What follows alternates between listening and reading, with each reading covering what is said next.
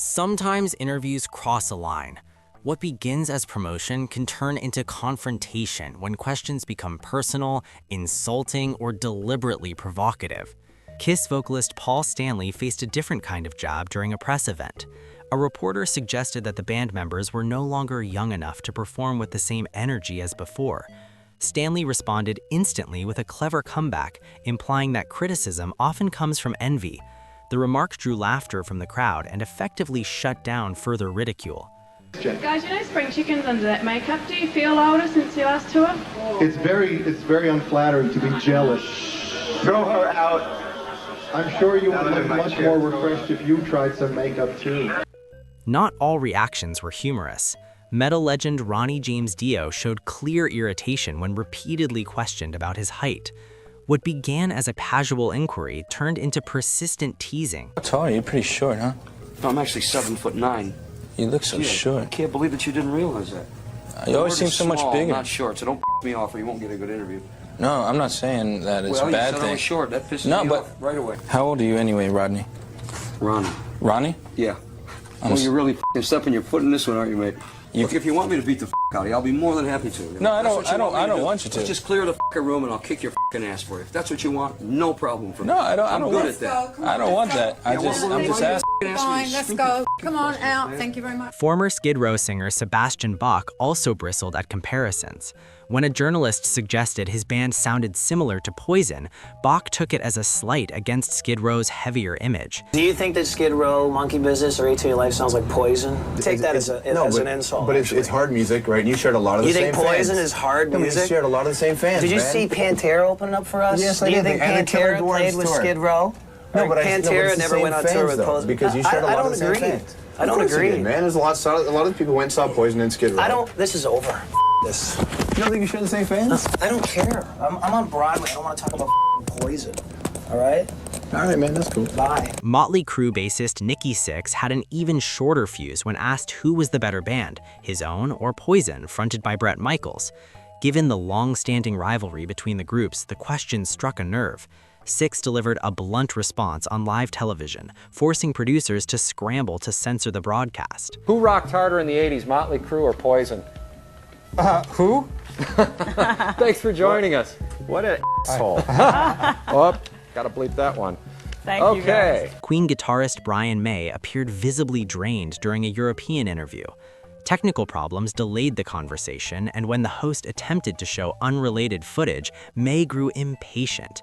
He emphasized that his priority was the upcoming performance, not filler content. Yeah, I would not be doing this out of choice. I just don't want to disappoint you guys, that's all.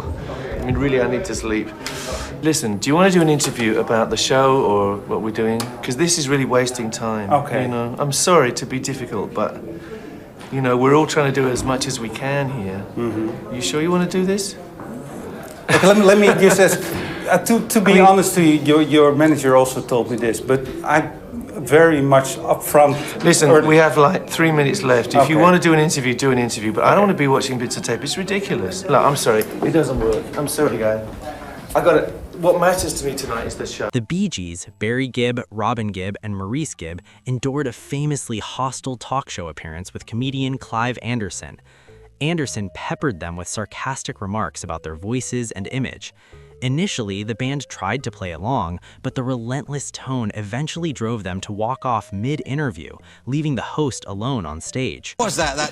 Because that's perhaps the most distinctive thing now, that high-pitched...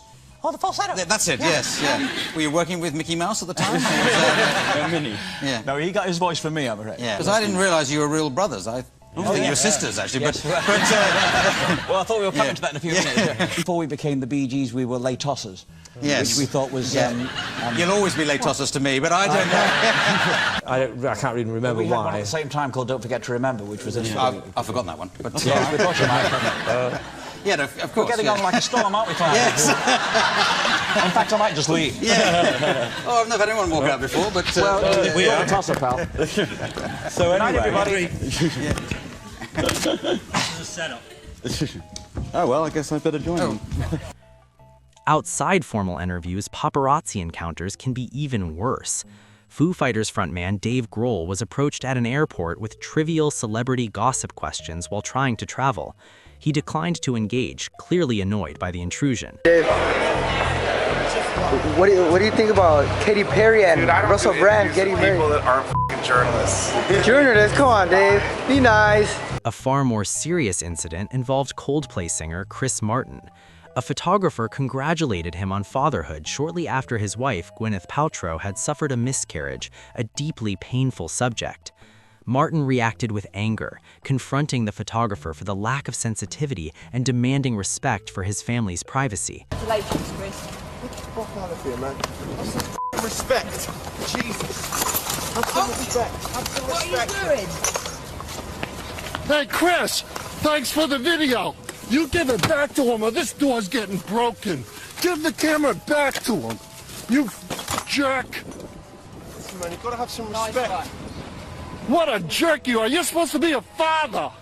Red Hot Chili Peppers guitarist John Frusciante appeared frail during one interview conducted at the height of his addiction issues. When asked about the death of Nirvana's Kurt Cobain, he became emotional and asked to change topics. Continued probing about self-destructive behavior nearly pushed him to walk out. So what did you think when you heard the news of Kurt Cobain's death? I cried. I don't know why. I don't like his music or anything. It was awful, you know. But about his baby, I don't want to talk about that. No. Okay, you want me to say something soulful? Drugs. I'm a junkie and I love shooting up, and that means I'm self-destructive, and you know, is that good enough? Punk icon John Lydon, also known as Johnny Rotten, corrected a host who framed his career solely around the Sex Pistols while ignoring his later band Public Image Ltd. Lydon insisted on a fuller representation of his work, highlighting his long-standing frustration with being defined by one chapter of his career. The most notorious bands ever, and the lead singer John Lydon, aka Johnny Rotten, rose as pop culture's most polarizing figure in the late 70s, which is really saying something. The singer has just published another memoir, Anger is an Energy, My Life Uncensored, opening up about all the details of his sordid life and past. And hopefully future John Lydon joins me now. All right. Drop the word sordid. There's nothing like that about my history. And secondly, there's two bands that I've been in, and you've missed the most important, which is Public Image I know. But so people mostly know you for the Sex Pistols, though. Well, they will if you just carry on ignoring the most poignant parts. I'm glad that was such an important part of your life. And I'm here to remind. Friendly roasting between peers can also misfire. During one podcast, a comedian attempted to tease a fellow performer's physique with an odd metaphor. Instead of taking offense, the target reframed the comment as praise, joking that years of exercise had paid off. Wow, dude. Yeah.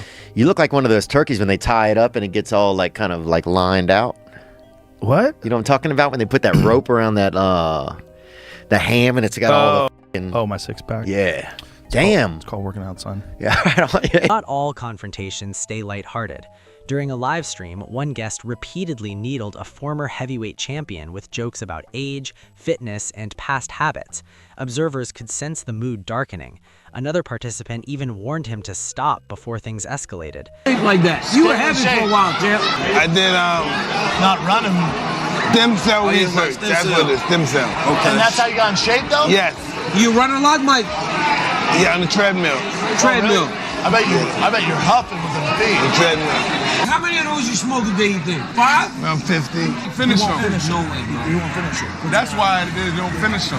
Don't learn to kick with that size 14, B-Marsh. Well, y'all gotta stop doing that on this foot. I don't think you like that, man. I don't think you like that, man. You better chill, man.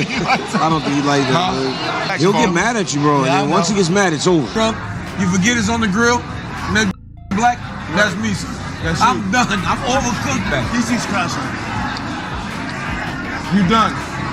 I want to do this with you.